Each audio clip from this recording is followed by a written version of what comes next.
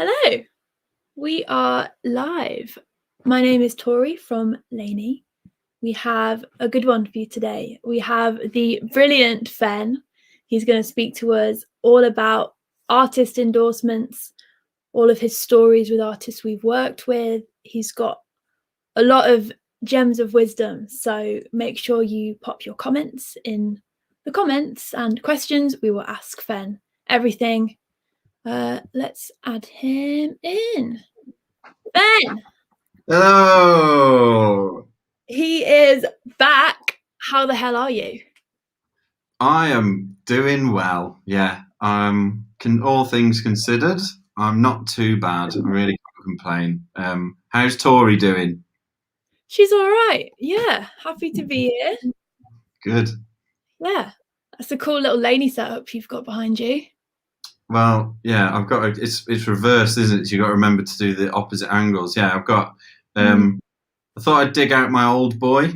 That's an old 8x10, and I spray painted a monochrome Union Jack on it, and then above it, that guy, that's an old Laney DP 150 Dynamic Precision from 1988, and then to the side we've got a little Nexus 112 combo, and then an F67 for all the Bluetooth needs. So if you want to be playing, oh, there we go. Look, we've got both color combinations as well. That's how it works. So yeah, that's these poor amplifiers. I can't remember which way to point. They've they haven't been played for a little while, but they're the workhorses. They're still there, but yeah, I don't do much playing anymore because I'm not very good. That's probably part of it. That's not true. Well, you've had a lot on, and you've got a cool little story about how you got involved with Laney. So maybe we could get into that. Could you guys drop a comment if you're here or something so we can see if they're coming up with trialing this new fancy software? Yeah. What's that? Drop the comments in, peoples, and anything you want to know. If I know how to answer it, I will. If I don't, then tough luck. It sucks to be you. We'll do our best. So how I started. So, Laney. Oh dear me. So I'm nearly 30. I'm 30 in a couple of weeks, and I was a bass player. I still am. I own a bass, basically.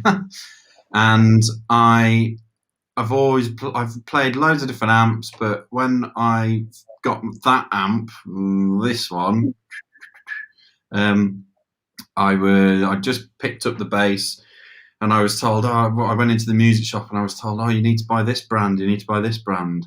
And that little head, I've got a matching 410 as well, was hidden away behind all these other new amps.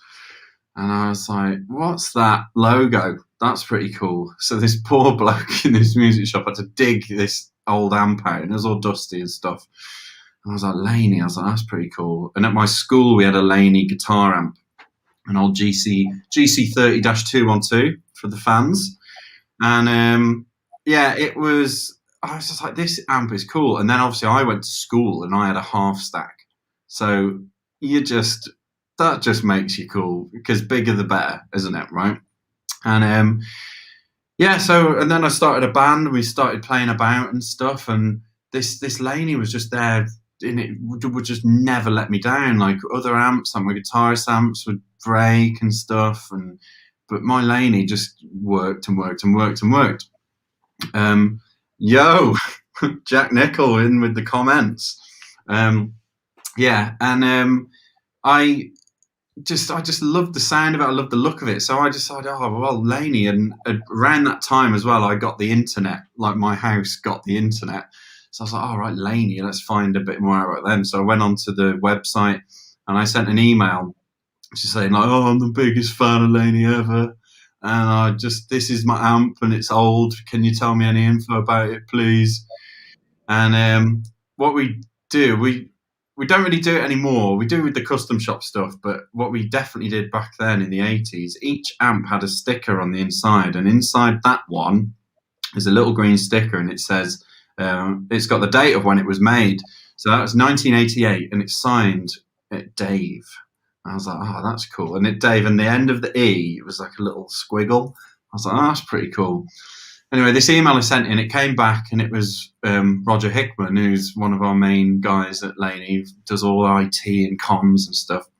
And then back then, he was looking after all general emails coming in. And he's like, oh, yeah, it's a cool amp, like, look after it.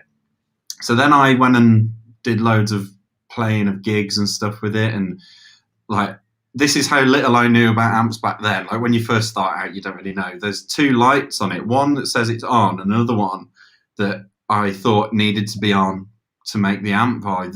It's showing you've got signal. But actually, that light is a preamp peak. And I used to thrash that amp all the time, but it never broke. So, touch wood, it's still here. Anyway, fast forward many, many, many years when I moved back, because I lived in London for a bit. And I was like, I need an 8x10, right? So I was like, right, let's get in touch. Let's find out where I can try one. Because this Nexus range came out in 2007. And I was like, I want the 810 from the Nexus range. And so I got in touch with different dealers and that for Laney, and they were like, oh, we don't stock an 810, and you'll have to get in touch. And with Laney directly, got in touch. And they were like, no, you'll have to put a bit of a deposit down on one, or blah, blah, blah. Anyway, eventually, after a long time of nagging them, they allowed me to come in to the Laney factory to test an 8x10, and it was the 29th of January 2015. Okay, and so I came in, I took my old amp with me, and I'm sat in the reception like with my dad, like, oh, this is pretty cool. And this guy walks down the stairs and says, oh, I haven't seen one of them for a while.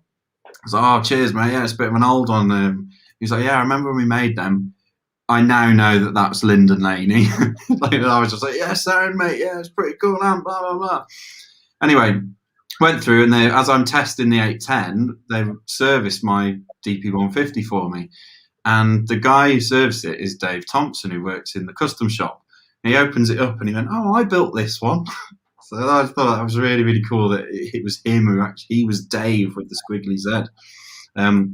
Anyway, so yeah, I eventually bought this 8x10, and I was a painter and decorator for many, many years. And I was like, oh, I like the cab. It was all black fronted. I was like, but I want to put a Union Jack on it, but I don't want it to be colour. So anyway, I made a template and sprayed out this monochrome Union Jack on it, as if it wouldn't stand out enough because it's 8x10, it's like pretty tall. So I put that on it, and then tagged Laney in on Instagram, and this one day they liked the post, and I went to a band practice, and we were like, oh my God, Laney have liked the post, oh my God, it's amazing. But I had this email contact for Laney, so I kept badgering them because I was decorating. I enjoyed being a decorator, but I knew there was more. I wasn't happy doing that job, and so I kept emailing and badgering, saying, "Oh, what can I do? Can I come and help out?" And then one day I had a phone call, and they said, "Oh, do you want to come in? And we're doing a new bass amp. We want to get your opinion on it." I was like, "Oh, okay, defo." So I went in, and the little guy there, the 1x12 Nexus SLS combo, it was the 500 watt head they were going to release, and they asked me for my opinion. And I was like, "Well, obviously it's ace." And then I said, "Well, is there any chance I can do something more with Laney? Like, come on, man, I love the brand." And they said, "Oh, we'll bring you in for a trial, see if you look after the social media for a bit," because I'd done that when I'd looked after social media a little bit, doing some of the previous jobs, like about 10 years ago or whatever. And like a couple of weeks in, somebody brought an artist in, and the artist was just sort of milling around, and on my lunch break I was in the area where we used to keep all the amps on show, and I was just taking it all in, thinking they're going to find out that who is this guy, we'll get rid of him. but we'll give him a couple of weeks trial, and then he can experience it and he can go. Anyway, this artist in, I just started chatting to him about. He was checking out the Lionheart 20-watt 212, so the L20T212 amp. And I was explaining it to him, like, what it does and all this business, because I was a bit of an anorak for all the Laney stuff. And James Laney had overheard it somehow in the warehouse. And then a day or two later, he comes to me and he was like, I heard you speaking to that artist. Like, you dealt with him quite well. And he said, have you ever dealt with ego before or anything like that? And as true as I'm sat here now, I said, James, I look in the mirror every morning. Of course, I've dealt with ego, right? And he went, okay, mate, yeah, chill out. So then they were like, well, so they started like saying, well, look after some of the artists in the UK, and then slowly that built, and then I started looking after more and signing people and like making sure they're okay and doing what artist relations is. And then, yeah, on whenever the 4th is, Monday, Tuesday time, Sunday, is it? The 4th of April, I'll have been at Laney for 5 years. It's so now I look after all the artists all around the world, from Canada, America, and obviously UK, Japan, and it's pretty weird, really, because I'm still a massive Laney fan, and whenever we're designing a product or something new's coming out, so like the F67, the little Bluetooth speaker or the little mini amps, when they're showed to us, I still get really excited because I still think, they're going to work out that I'm just a Laney fan here, and they're going to go, you know what, mate, on your bike. But so far, so good. So yeah, that's how I got into it, really. Well, who better to be on the team than the ultimate Laney fanboy? It sounds like the lessons in here are: you need the gift of the gab. Yeah. You need to be very persistent. You need to be very passionate, and you can learn on the job. You've not got a degree in A&Ring. No, definitely not. But you're brilliant at what you do, and I think that's the really great thing about Laney, is that because it feels like it's got such a small business mentality and feel, even though it's this huge company. The fact that it's so tight knit and that everybody cares about what they're doing. I think the thing that I love about it the most, obviously this past year has been so weird. So usually I'd be traveling, going around, signing bands or checking out bands or on tour, whatever. And obviously this past year, like my last gig was the 13th of March last year. Managed to squeeze a couple in last year with Phil X. And yeah, it's just like, everything's different. Everything's changed this past year. So if anything, it makes you more appreciative of when it will come back. But the thing I love the most about Laney is the fact that we are a team. We're all work together, and I don't think we employ that many people. Like on the grand, like you think of the size of the business, like around the world, like we're in over 150 whatever countries. I think we only employ about 50 people, and it's really good to be able to, if you've got an idea of something, you can bring it to the table, and in some occasions it will happen. So like the Bluetooth speakers, that was an idea for a while, but when someone gets them, like the box it comes in and like the lead it comes with and like how it's designed and all this business, like I see certain products now, and the new Cub, for instance, I look at, there was a big debate on the boost knob on that because it's a red knob. There was a big debate, should it be red, shouldn't it be? And I was really adamant, like, of course it should be red. Like it stands out. It's so different against this sort of monochromatic color scheme that it's got, and it just works. And I look at that now, and it wasn't my decision. But if I see them, I just think, well, yeah, that's mental to think. Like I saw that as a concept, and now it's a real thing. And but it's really nice as well to be able to, like, James Laney's really hands-on, and I just think, man, his dad set the company up in 1967, and James is so passionate about the brand still, and we'll have meetings, and like I speak to different people who work for different companies, and the top dog is always sort of out of it, and they never like are involved. But so that's really cool, and likewise all the way through the different teams and stuff that we've got at Laney, like the obviously marketing that we work with, and all the way through R&D, everybody. It's just everybody's got a hands-on approach, and it's really good. No one sort of steps away from it like, oh, it's not my decision. It's everyone's opinion is really cool, so that's nice actually to have as a job. We love Laney. We love Laney. Hashtag love Laney, guys. Love Laney amps. That's not the hashtag, by the way. It's just hashtag Laney amps. So, you know. Yeah. So we've got some questions come through. Oh, yeah. Let's go straight into this one from Tom. So what would you say to artists who are trying to break through using social media? Right. So maybe we could approach this from your A&R perspective as someone who is looking to, you know, you want to promote artists, you want to get artists on board with endorsements and stuff. What advice would you give them for being seen? Well, I know sometimes there can be like a general, oh, these are the rules that everyone has to have, but I always sort of bring it down to like there's three real criterias. You've got to be a good player, and that doesn't just mean the fastest player. It doesn't just mean like, oh, I can shred these many notes at 240 BPM, because, well, that doesn't work if you're playing a soul tune. Mm-hmm. Do you know what I mean? So you've got to be a good player within your area.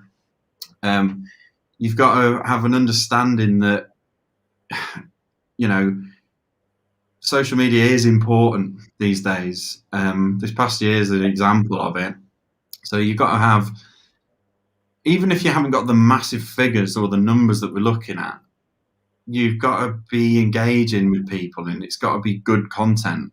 There was a spate a couple of years ago where people were buying followers and likes and stuff, and people would send in requests, endorsement requests, and say, yeah, I've got 30,000 followers. Well, you could easily get around that, because you could just scroll down to a couple of posts ago and see, oh, it's like one like. But then the most recent one, we got 20,000. It's like, well, come on. And then the third one is just being a nice person. Like, take that with a pinch of salt. Like, if you're an arsehole, no one's going to want to work with you, and that's basically it. Like, but that's not just an AR artist relations thing. That's just a good life motto to have. Like, and I've learned that along the way, right? But if somebody's looking to get endorsed, like, you've obviously got to be passionate about the brand that you want to endorse. A good example, it's easier in a way to sort of say what not to do. So I've had emails in the past from people who've waxed lyrical about loving Laney, and that's all they play. Here's my link to my social media account. And they're stood in front of a wall of other amps. And then if the intrigue is there, I'll have a look through then. And then it's, well, you never played one, man. Like, or you're lying in the request. So it's like, be honest, like, and just be true to yourself. And as well, you know, having 1 million followers helps, but it's not the be all and end all, you know. But yeah, be passionate about what you do. Make sure that if you've got a goal, well, what is the goal, and aim for it and just go for it. You know, it's tricky being in a band at the minute, naturally, but then it always has been. You know, if you can't play gigs, well, use the resources that you do have. One of these is very, very handy. It's a phone, by the way, people. And yeah, the power of social media, it really, really is a very powerful tool at the minute. And naturally, when gigs get going again, that'll be another factor to look into. But at the minute, it's like, well, what do you want out of an endorsement? And another thing as well, like getting an endorsement isn't going to make you famous, but having an endorsement can sometimes help show that your commitment to your career, if you like. So I'd probably say them things. Yeah, if I could add from a more of a social media perspective as well, I think community is really important. You can have the followers, but if none of them are engaging with you, and making things look nice, like if you're filming a video, do it in a window so you're well lit and you're not just in the dark corner of your bedroom shredding. Yeah, and that's the thing as well. Like you see, I love good guitar players, bass players, whatever. But if you're sending it, like you've got to think like it's audio. We're listening to the audio of something, like and when people say, well, that's all that matters, then it doesn't matter how you look. Well, unfortunately, we're in one of the most vainest industries in the world. Like it does matter how you look, and how you. But that's not just an aesthetic thing.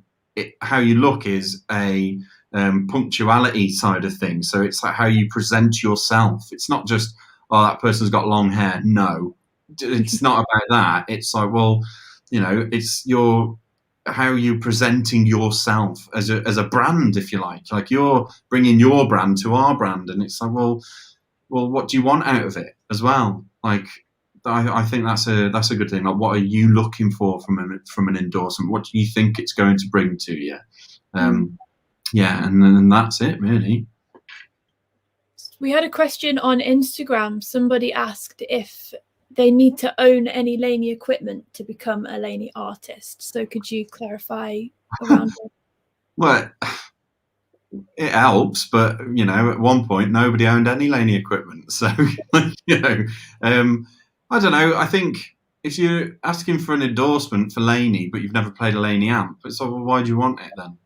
Like, so is it just you just want it to stand in front of and you're never going to use it, or so it's handy if you have played one. I'd say if you don't, like, I've got a couple more upstairs, but that's an old vintage one.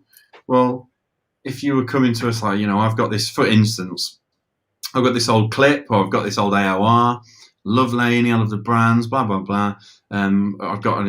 This is my band, this is our EPK, so your electronic press kit. They're really, really useful to have. And just present yourself. Like, a lot of the time I'll get an email that pops in and it'll just be a line saying, I want an endorsement. It's like, well, come on. Like, do you, like, at least provide a link to where I can listen to you. But I think if you're thinking along them lines, that just sending a one-line email or a direct message to the Instagram or Facebook or whatever, and that's going to get you a straight up endorsement. It's like, well, I think you got to think outside the box a little bit, bring yourself together again. Like, if you deciding that, I want a career as a musician, I want to be an artist. And this goes, again, not just for Laney endorsements, but any other endorsement, but also getting signed onto a record deal, or be it an independent, a major, anything. They're going to look at you as a brand. So you need to think of all aspects of that, because it's a business, and you need to think of if you're a solo artist, well, you're the CEO of your brand as a solo artist. You've got to think of all them aspects that are going to make you stand out from the crowd, So that's a good way to look at it, really. Like, you're the CEO of your own brand, and you've got to look at how you present yourself to people to make people want to go, oh, actually, that's piqued my interest. Like, why has it, For sure. So, but there have been instances where you will have gone, oh, this person's really cool. They're a great player, great social media. You would then approach those people and say, have you tried a Laney? Would you like to try the gear, right? Yeah. So that does happen. They don't have to be Laney. Oh, yeah. And people don't, it's not always about just getting in touch with me or anybody. at any brand really. It's like sometimes it'll be a case of, oh well, you know, they're clearly doing well, or it's appeared on a feed by it, the Laney feed, or like your own Instagrams or whatever feed. And sometimes you're just like, you know what, they may have played a different brand before. This is more sort of when you get into a bit of a more of an established level, but it's approaching an artist to say, oh, have you checked our stuff out? Or like, oh, I've got a, so Sam Fender is a really, really good example. So Sam, his last name is Fender. Like, obviously he's not going to be playing any other amp, right? And it is his actual name. But he plays the Laney pedals because it's, you know, so it's sometimes you can't get the pedal, the guitar, the amp, blah, blah, blah. But there's always a, like, you know, it's just good to have people check stuff out sometimes. So, and as well, like naturally as time evolves and things go on, different brands or bands, sorry, or managers will get in touch. And again, like you said, us sort of having a bit of a rejig as Laney as a brand and new products coming out and it's hitting the market in a different way. And with the social media the way it is now, people are seeing us who may never have seen us before. And obviously there's a massive connection with Black Sabbath, but there are people who are looking at us and going, oh, right, I love the Cub. And they know us either through Larry Basilio, and oh yeah, the Cub's a really, really good amp. And then who have never really listened to metal or heavy music, but they're knowing us through that now. So, which also isn't to disparage or discourage anybody from who is in a heavier band or anything to get in touch or to not play Laney, but it's like, well, you know, we make lots of ranges of different amps that do lots of different things, you know. So yeah. All genres are considered here, yes? Of course, yeah. Like, you know, we've got Tony Iommi on the, he's a Laney artist, but we've also got Chris Brown, who's the bass player for Soul to Soul. We've got Larry Basilio. We've got Tom Quayle. You know, Sam Fender. You know, it's not just about one genre. Like, and as well, if you did focus in one genre, it works sometimes. But also, it's good to have open ears, and that's not just from a brand side of thing. It's a good thing to have open ears when you just listen to music. Like, it's the only art form that transcends all race, all religion, all anything. It's the only art form where it's subjective to the person listening to it at that moment. And if I often have people, if I, like when we were allowed to go for a pint, when pubs were open, saying, "Oh, there's no good music around anymore, is there?" Well, there is, but you just have to dig out for it a bit more, you know, and kind of in the way that you would have back in the day, like go to a record shop and look through the records. Well, if they weren't playing it on the radio, you'd have to go and find it. And, you know, now with stuff like Spotify, you can find stuff so easy, and you can get into, like you do on YouTube, on a wormhole, when you end up you'll end up watching some guy in the Amazon forest building a lake or a house made out of mud, and it's like, this guy is amazing. It's like, hang on a minute, I started watching chewing gum reviews, how have I ended up here? And you can do the same thing with music now, and Spotify, Apple Music, or whichever your platform is.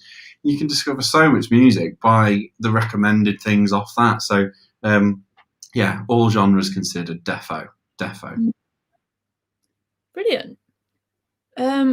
So I'm a band. I'm in a band, and I want to be a Laney artist. How do I approach you? And I know you've mentioned, you know, useful sentences. Tell us a little bit more about maybe what we need in the EPK. Mm-hmm. What links do you need? What would be required? What makes a good application? Yeah, well, so I think it's always good to have it as, so an EPK, so electronic press kit. It's usually just like a PDF, one page, or you can even just write it out in an email. It doesn't really matter. But, you know, introduce yourself. That's always a start. say what you play, if what gear you play currently, what stuff you've looked at and what you're interested in. So, for instance, you might be, my dad's got this old Ampeg bass rig, and I've played it for a bit, but I'm really interested in the Laney Nexus rig, but I don't know where to try it out, or I've heard some demos of it, and it's really interesting for me, and I'd like to get on board with that. Here's my band. Here are our links to all our social media. We've done a music video, and this is it. Or we did a live stream. We've got this many followers, and we've got planned to tour. We've got planned to do these many gigs. Some of the standout gigs we've done previously might be these, or played festivals. It's basically like, imagine if somebody said to you, write me a little, what if you had a Wikipedia page, what would be on it? Like all the important stuff. Like, you obviously just have to sell what you're trying to achieve. So if you're in a band, well, tell me about it. Why is your band different to any other band? You know? And again, like, I'm not the arbiter of cool. You know, I'm not the person who's going to say, oh, actually, I don't like that genre, so no. Because, well, it's not it's not my company. It's not my brand, you know. I've got to think of the wider thing. And if somebody's coming in from a different area or a different market, so that I might not be too familiar with, say, for instance, you're in a country in Southeast Asia, right? And you're like, oh, we play, we're a big band over here, or I'm a big artist. I'm trying to make new content. I'm a guitar player. I'm trying to play with this person. I've done a little bit of session work, or this is this. I'm interested in Laney because of so and whatever reason you're interested in Laney for. Again, it works in a different way. To each application is different, so you can't really have set rules of what works for each market, because each market is different. You know, England is a different country to France, is, you know. So yeah, it's just be considered in what you're saying, like, you know, sell yourself, but also don't sell yourself short, you know. That's what I'd say, really. Be nice. Yeah, that helps. It does help, because, and as well, like, if you're going to be demanding and say, yeah, I need 10 full stack amps, what's that going to happen? Come on.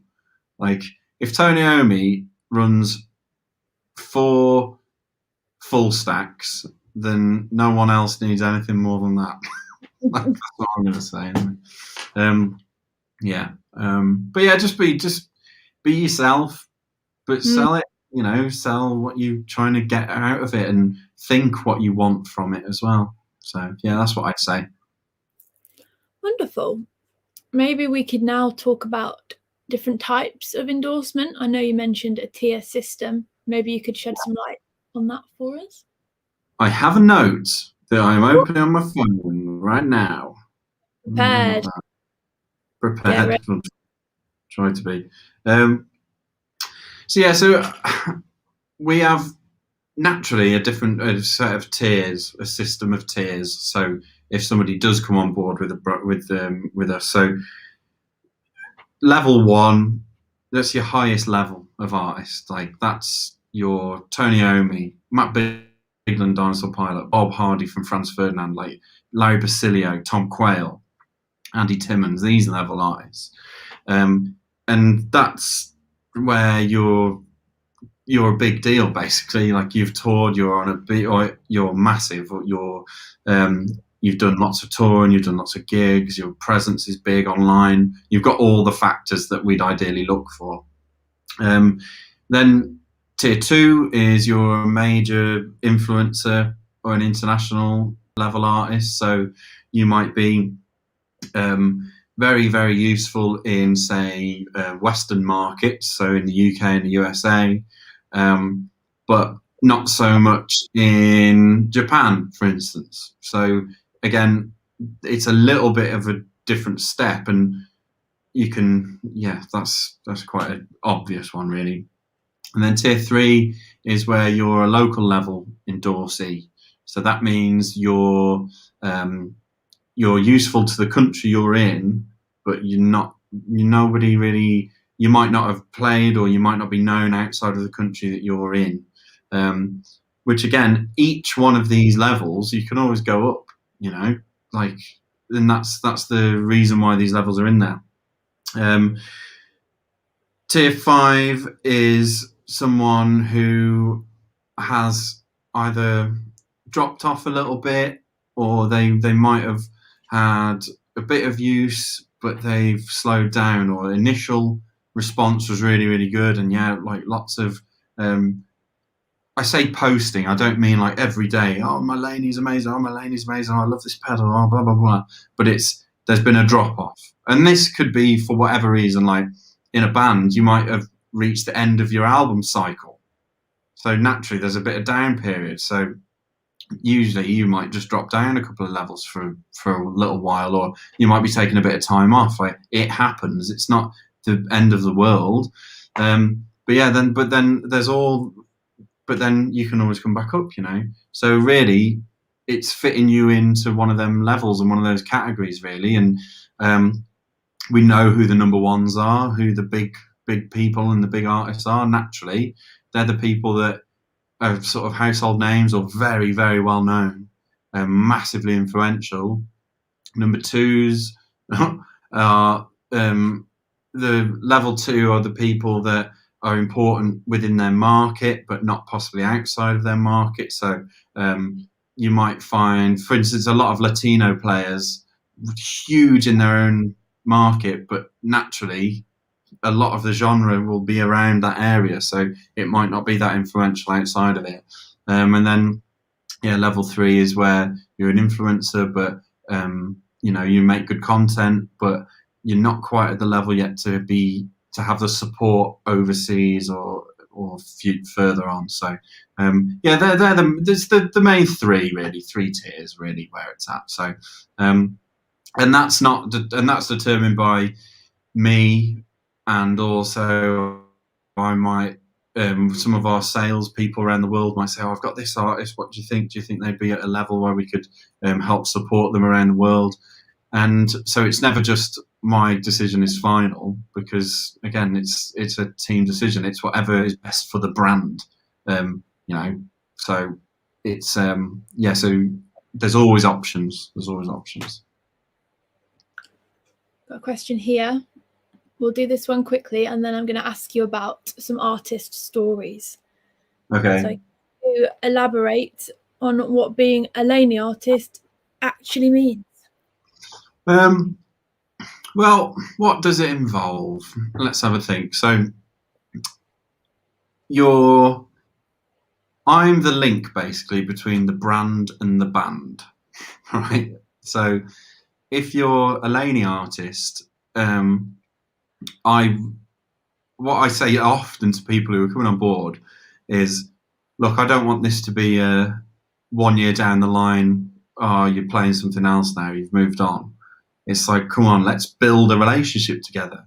I want your brand loyalty to be as high as mine is, I want you to be happy with the relationship you've got from me, because at the end of the day, I'm the person who you're going to be dealing with.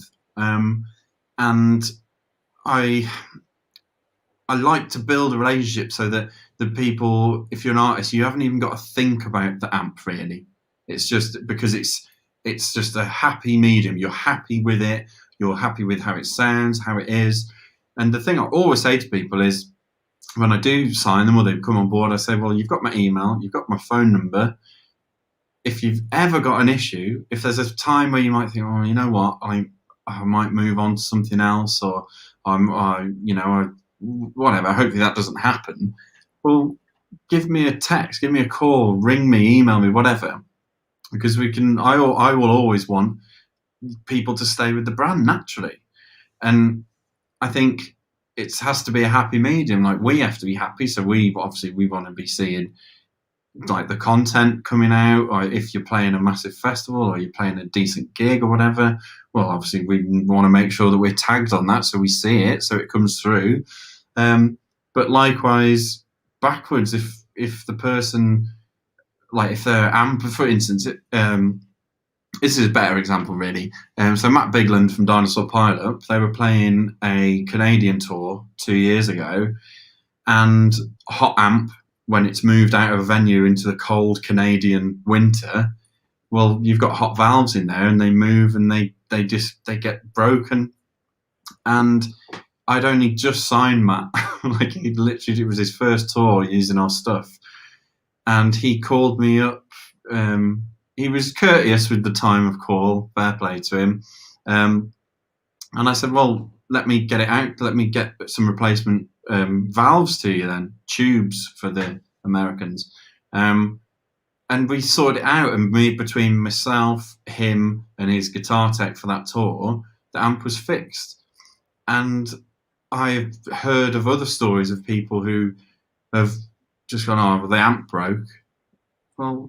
Well, did you get in touch with me? Did we try and resolve it? And it's like, well, I can't help if I don't know. That's a big thing, really. But again, it's who you are as a character to come along, really, on board with the brand. And if you can just tell, like, you know what it's like if you meet someone if you never met them before, you know if it's going to work or not, really. And again, it's you've got to pull both ways, but together. It can't be at loggerheads with each other, because it will just never ever work. So yeah, so I think just being consistent, making sure you're in touch. If you send us content, well, we will share it, But also, if we don't know about what you're doing, well, I can only keep in touch with so many people at one point, like myself finding out what's going on. But yeah, you're getting sort of, it's a relationship. Like think of it as a relationship. It's both parties have got to be happy for it to work, and that's how it is, really. Yeah, sounds great. Both sides have got to genuinely care. Obviously, you're very attentive with your artists, so. But also, like, I don't want it to sound too convoluted either. It's like, well, make good content. We will also help. That's it. If you're happy, and then we're happy, everyone's happy. Like that's basically it. Yeah, it's really weird talking about it, actually, because it just happens, and obviously each artist is totally different. So it is kind of weird when you actually try and break it down and think, oh, actually, how does it work, and how do things happen? Where it's like, well, there are general rough rules. Like I said, with the tier system, like the level system, sorry, not the tier system. We've had enough of that the past year. But each person, each case, each person trying to get an endorsement, or each artist that we've got, it's different. Every single person is different. There's no one that is similar, because no two bands are the same. No two artists are the same. Everybody plays a little bit differently. So everybody deserves a little bit of a different treatment, So yeah, that's it, really. I think that would be helpful for people to know there's no set rules, there's no requirements. It's just case by case, and it's about building connections and relationships. There's not much to be afraid of in approaching somebody and in building. Exactly. I look at it like, if you were to try and book a gig, well, how would you convince them that you're worth getting on the gig? Well, you'd say, well, I've played this gig, and I managed to pull this many people in, and it's a sort of similar thing. It's like, well, why do you want to play our amps? Why do you want an official relationship? Like, because you could just play the amps, That's not a problem either. So yeah, it's just trying to find the balance, and finding you as an artist where you think you would sit, and where you think you might be able to help us. Like, if you play in a genre that we might not have artists for, well, of course, we want to expand. We want to make sure that we cover as many bases as possible. Not bases. Yeah. But yeah, that's about it, really. Cool. I think that's about covered all the A&R stuff. Yeah. But you work with Ibanez. That's correct, right? Yeah, Yeah. so it's a little bit different how it works for Ibanez. So with Laney, we own Laney. We are the brand. And I look after everyone all around the world. With Ibanez, it's a little bit different because we are a distributor for Ibanez. So I just look after people in the UK for Ibanez. So naturally, we do our own thing and we garner people and artists for Ibanez, but of course, it's always with one eye on what Ibanez, Hoshino, who own Ibanez. It's what they are wanting to lead the brand towards each year, and each quarter, each month, blah blah blah.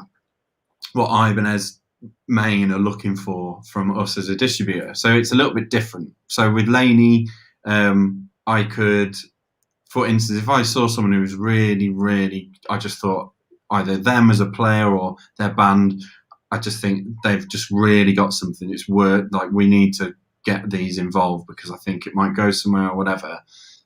We can do that, and really, not that there's no risk, because there's always a risk, but we've got more sort of control over, well, let's just do something a bit sort of left field.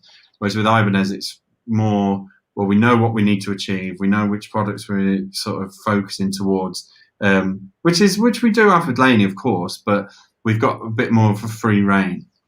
But with Ibanez, naturally, it's one of the biggest guitar brands in the world, if not the, and I focus more on the UK market because that's where we distribute.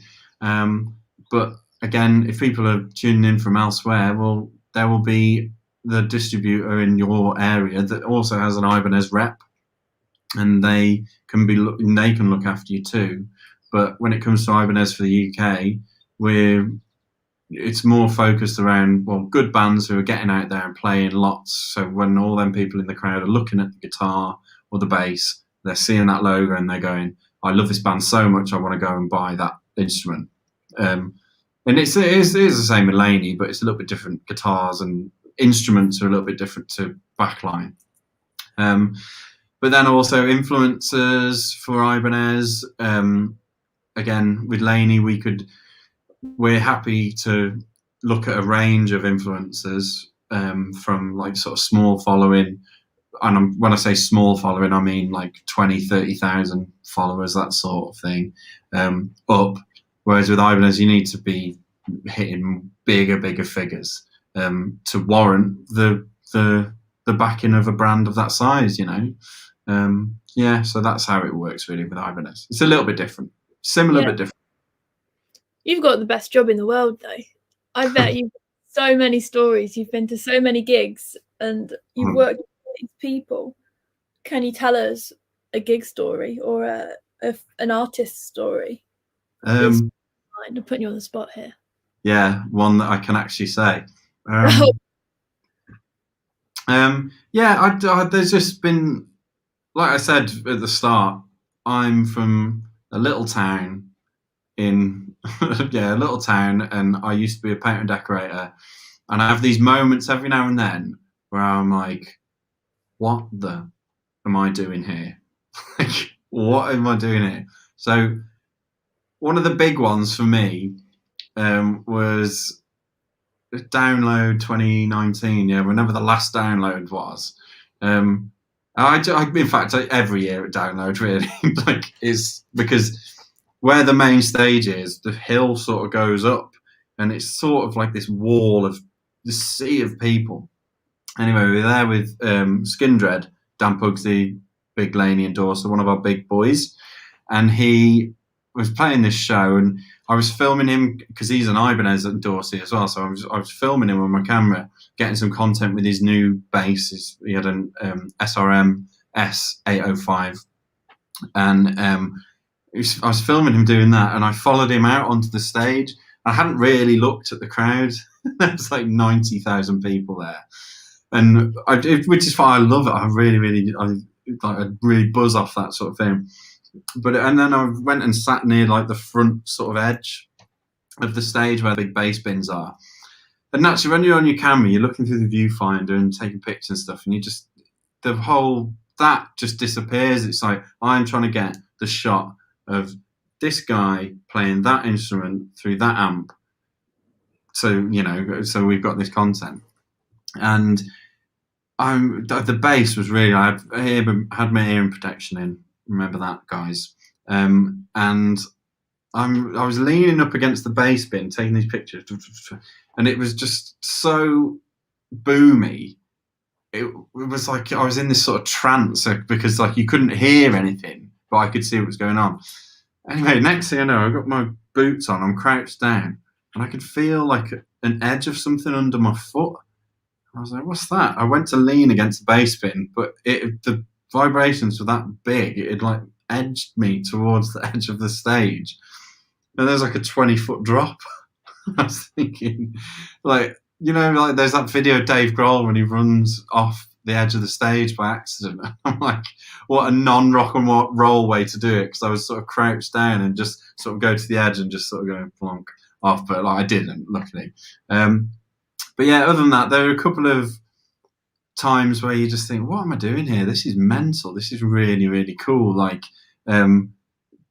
I'm a football fan, so during the 2018 World Cup, there was a festival on down in Brighton way called Love Supreme, and Earth, Wind and Fire were headlining it. So Serge Dimitrijevic, he's a Laney GHR player, so I went along, hadn't seen them for a while, hadn't caught up with Serge in person for a while, so we were hanging out, chatting and stuff, and then I got all the footage and all the pictures that I really needed. Like sometimes it just works, and like the first song, you're like, well, I've done everything. I've got everything I could possibly need. And then if you're taking more pictures or videos or content streams, stuff, whatever, it's like, well, I've done it. Like it's really weird. That's probably only the second time it's ever happened at a gig. And then I sort of sat back, and one of the techs came over, Andre. He's Verdine White, the bass player's tech, and he's just, them two are just characters, man. They're amazing people. And he comes over and he's like, here, I've got you some beers. And I'm like, what? It's just like, I could have gone and got a beer, but he'd gone and done that for me. It was just like, what? That's super, super cool. So I'm stood on the side stage and I'm watching Earth, Wind and Fire play live, like 10 feet away from me. And then as I look over this way, one of the like the stage managers or whatever had set up a TV, and the World Cup was on. So as a football fan and like a massive muso, I was like, this is it. This is how can this ever be beaten? I'm watching Earth, Wind and Fire, who are one of the best live bands ever, bar none, and I'm watching the football, and it was a penalty shootout as well. I mean, I've just been handed some ice cold beers from a dressing room, like, and they're the little moments where I'm like, what am I doing?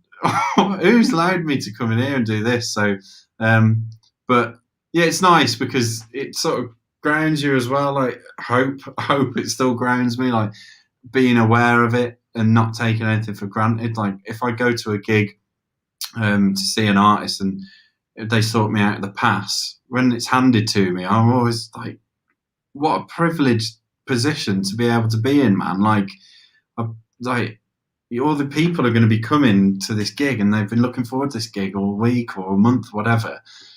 And here's a laminate, here's a piece of plastic that says you can go wherever you want, or here's a wristband that allows you to do what you need to do because we've allowed you into our little sanctum, if you like, because each band it's like people who are in bands, you'll know it's your little band of brothers, you're like a little unit together, and letting someone in is really, you have to really trust them. So I think that's such the coolest thing. If a band lets me in and we have a laugh or have a beer afterwards, it's like, yeah, it's just mental. I still have this imposter syndrome. I'm like, what am I doing here? Why am I here? So yeah, I can't complain. Do I like doing all the spreadsheets and stuff on the other side of it? No, but you got to take the rough with the smooth, haven't you? Of course. And you've managed to do all of that because you kept nagging Laney for a job. Yeah, literally. Oh, good. Yeah, but But again, it was like there must have been something there that they liked, and oh, there was like I wouldn't have. I hope I wouldn't have been employed if they hadn't gone. Actually, yeah, you can do something here, you know. So, um, yeah, but it's the, you know, there's an element of confidence that you've got to have, like going through life, isn't there? I guess, you know, and being a bit optimistic, I guess, helps. Seeing the brighter side of things, and I don't know, there are certain things that happen in life that makes life get put into perspective. I would definitely say I know a bit about that. Um, yeah, that's about it, really. yeah. I mean, all of our artists, all of the Laney artists adore you. We put that post out yesterday or the day before, and everyone was like, "Yeah, Fenn's back. We love Fenn."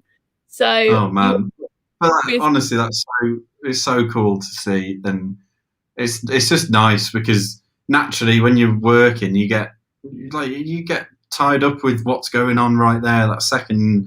Sometimes you, I don't know, whether you forget to take a step back and look and go, bloody hell, like, this is pretty good actually, you know, like look at everything that's going on, all these cool people, yeah, it's pretty mad. But yeah, I think coming back to work has really helped, like because having a routine, and now I don't know whether it's like naturally everybody's sick of the lockdown and all this stuff, but I don't know whether it's a case of lockdown blues or just recovery like taking its time on me. But yeah, yeah, it's pretty mad. yeah, and hopefully live music will be back soon. Yeah, defo. Yeah, well, fingers crossed. Like they're saying that it might happen, but I don't know. Certain festivals, they're saying they're going to happen. Whether they will, I don't know. We can just hope. But I Yeah, think that's a good little full circle moment. How can people contact you? yeah. So if you send an email, if it's general thing, just send it to social@laney.co.uk. So SOCIAL at laney.co.uk. Yeah, that's a good one. I obviously do have my own one for Laney as well, but general stuff go there, and then I can pick through it as well. But yeah, like I was saying, like, because I've been off for 6 months, 5 months, something like that, because my brain decided to melt. Getting through all the artists, all the emails and stuff, slowly getting through them. So I think we're back on track again now. So that's good. It's all going to be okay. Yeah, definitely. Oh, well, thank you for speaking to us all and telling us tricks of the trade. It's been lovely as always. Well, naturally, it's been great. It's good to, yeah, it's just good to be back. Honestly, yeah. If people, I guess people won't know, but I went to get some glasses in September of last year, and I'm sat in the chair, and they do all the thing where you put like one, two, all this business, and then the lady says to me, "Oh, we need to rush you to A&E." It's like, what? It's like, no, I've just come to get glasses. I don't need to go to the hospital. She goes, no, there's some pressure on the back of your eyes. Like, it's serious. We need to get you to A&E now. I was like, what? All right. And so I go to A&E, and they do some more scans and stuff. And then, like, long story short, they tell me, oh, yeah, you've had a stroke, and we've also found 7 brain tumours. I was like, what? So yeah, so had like them removed. Like I had like major brain surgery, and then yeah, just mental. Like, so I was off work for a fair few months, and then I had to learn to walk again. Like, I had to like deal with going through some radiotherapy, which was horrible because it made my brain swell, and obviously there's nowhere for your brain to go because you've got a skull in the way. But yeah, it's like 6 months on Tuesday that I left hospital, so that's pretty mad. But yeah, it's so nice to just do something like we might be doing some new products later this year.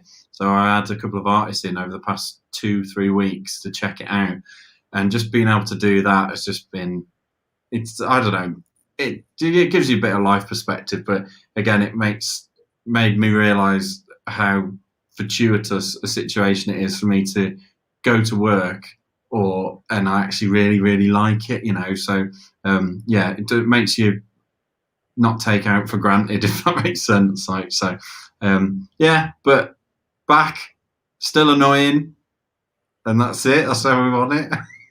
Brilliant. Yeah. I'm going to ask you one more question. Yeah. Before we go, what's the meaning of life? Oh man, it's to be free, and it's to play Laney amps, and I don't know. I genuinely, I know everyone always says this, but it's like to just be happy, I reckon.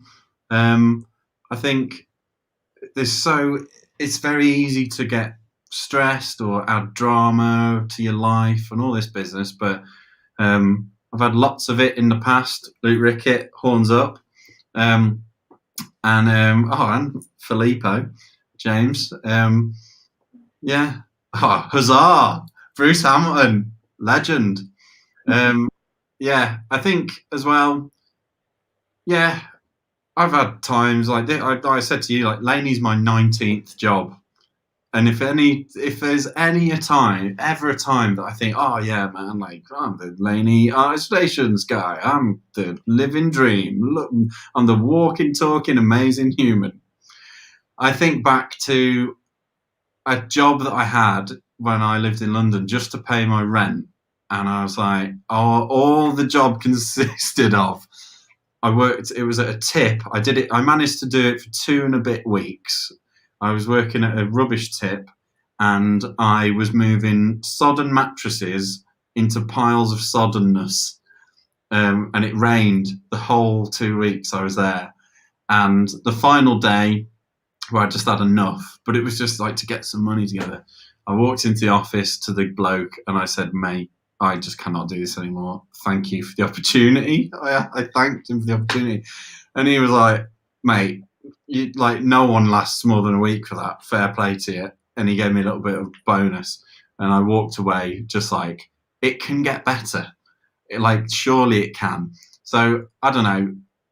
I sort of and obviously the brain tumor stuff, obviously that's got to be in there, I guess, now. But again, like that stuff, I don't think that was as bad as the other times of like, right, I need to make some money to make the rent now. And again, worrying about stuff, I know it's easy to say, oh, just don't worry about stuff, man. Yeah, it's like, just don't. Well, naturally you can't not worry about stuff, but subconscious worry is stuff you can't worry about. Conscious worry you can. If you're aware of it, well, there's a way around it, man.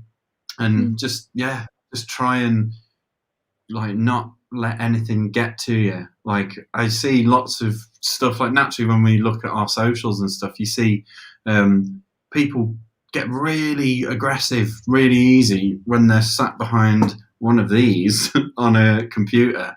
And it's like, come on, everyone just chill.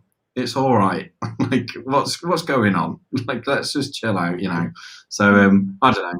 I guess it's easy to say, like, just don't be worried about stuff when there's not much to worry about. But naturally, it's all right. It could be worse. Like, the pubs will open again. Gigs will happen again. Festivals are going to happen. We will be able to travel. We'll be able to see people and hug them eventually.